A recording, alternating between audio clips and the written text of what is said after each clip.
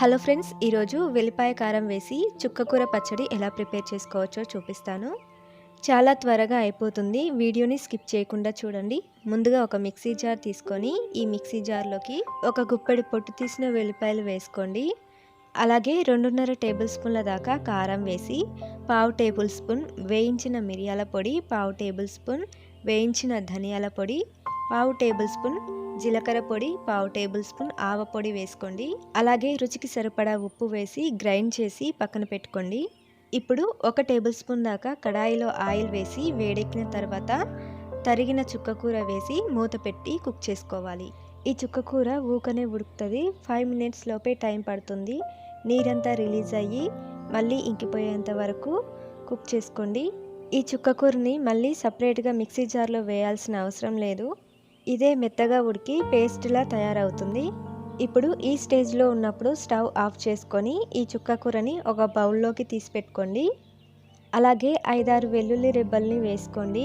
నచ్చకపోతే స్కిప్ చేసేయచ్చు. ఇప్పుడు ముందుగా గ్రైండ్ చేసి పెట్టుకున్న వెల్లిపాయ కారం ముద్దను వేసి బాగా కలుపుకోవాలి. ఇలా బాగా కలిపిన తర్వాత దీంట్లోకి తాలింపుని ప్రిపేర్ చేసుకోవాలి. కడాయిలో 2 టేబుల్ స్పూన్ల దాకా ఆయిల్ వేసి వేడెక్కిన తర్వాత పోపు దినుసులు వేసుకోండి. పచ్చిశనగపప్పు, మినప్పప్పు, ఆవాలు, జీలకర్ర, ఎండుమిర్చి వేసి కలుపుకోవాలి. అలాగే కరివేపాకు వేసి వేగిన తర్వాత 2-3 వెల్లుల్లి రెబ్బల్ని నలగొట్టి వేసుకోండి ఫ్లేవర్ కోసం. అండ్ కొద్దిగా పసుపు వేసి కలుపుకొని స్టవ్ ఆఫ్ చేసుకోండి.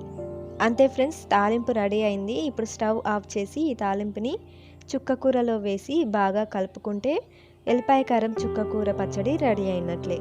ఈ పచ్చడి చాలా టేస్టీగా ఉంటుంది. చపాతీ, పూరీల్లోకి కూడా చాలా బాగుంటుంది. తప్పకుండా ట్రై చేయండి. ఎక్కువ టైం కూడా ఏం పట్టదు. 10 to 15 మినిట్స్ లోపే ఈ పచ్చడిని ప్రిపేర్ చేసుకోవచ్చు. చాలా బాగుంటుంది. తప్పకుండా ట్రై చేయండి. మీరు ట్రై చేసి మీకు ఎలా వచ్చిందో మాకు కామెంట్ ద్వారా తెలియచేయండి.